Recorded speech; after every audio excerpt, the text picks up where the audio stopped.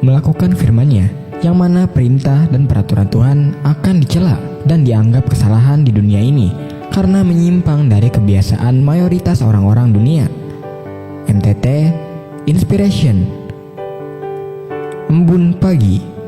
Selalu berusaha tanamkan cara berpikir positif dalam setiap capek kehidupan kita. Selamat beraktivitas, semoga kita selalu sehat, yang bersyukur dan positive thinking. Amin, ya Mujibah Sailin. MDT Cover, Bayu Bokateja. Tunaikanlah tugas pelayananmu. Demas adalah salah satu rekan sepelayanan Paulus yang sebelumnya aktif dalam pekerjaan Tuhan.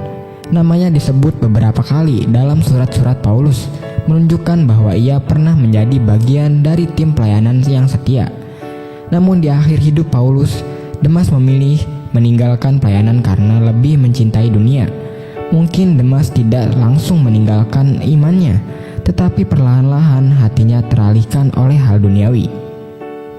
Kabar baik tentang firman Tuhan harus terus diberitakan, baik dalam perkataan maupun perbuatan. Ini adalah tugas setiap orang percaya.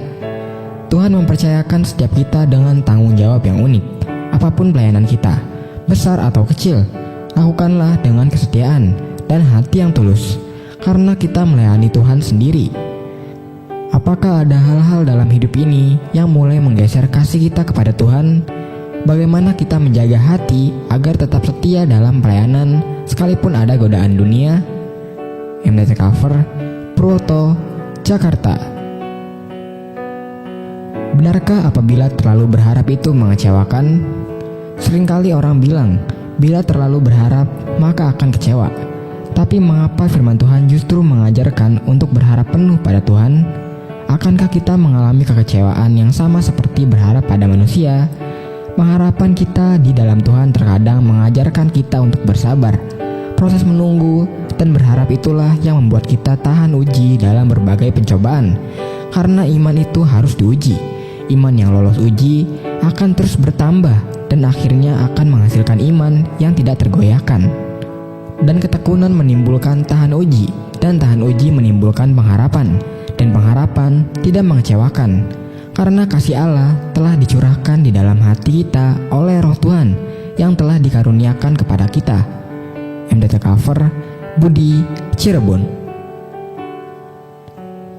Jatuh cinta.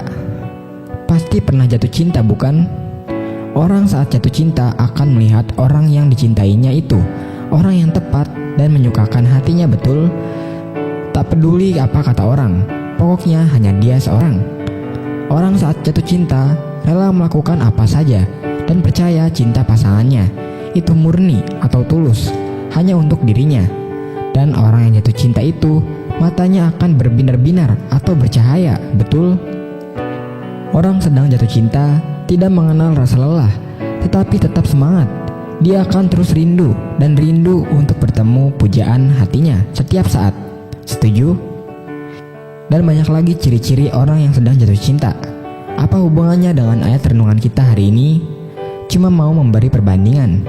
Dan silahkan cek sendiri, kira-kira Anda orang yang sedang jatuh cinta atau tidak terhadap Tuhan. Rasa bosan saat beribadah, tak bergairah untuk datang beribadah, lalu ingin cepat-cepat keluar, atau malas melayani Tuhan, jelas itu semua adalah tanda-tanda nyata Anda tidak punya rasa cinta untuk Tuhan. Berbeda dengan Daud, dia sangat cinta mengasihi Tuhan, dan itu terlihat jelas dari mazmur yang ditulisnya, juga gaya hidupnya nyata, benar untuk Tuhan. Jika tak ada rasa cinta untuk Tuhan di hatimu, maka semua perintah Tuhan jadi berat dan menyiksa. Tetapi jika ada rasa cinta, semua menjadi mudah. MDT Cover, Cipto, Purwokerto. Firman Tuhan. Ingatlah aku, ya Tuhan, demi kemurahan terhadap umat-Mu. Perhatikanlah aku, demi keselamatan daripadamu. MDT Cover, Sulaiman, Cirebon.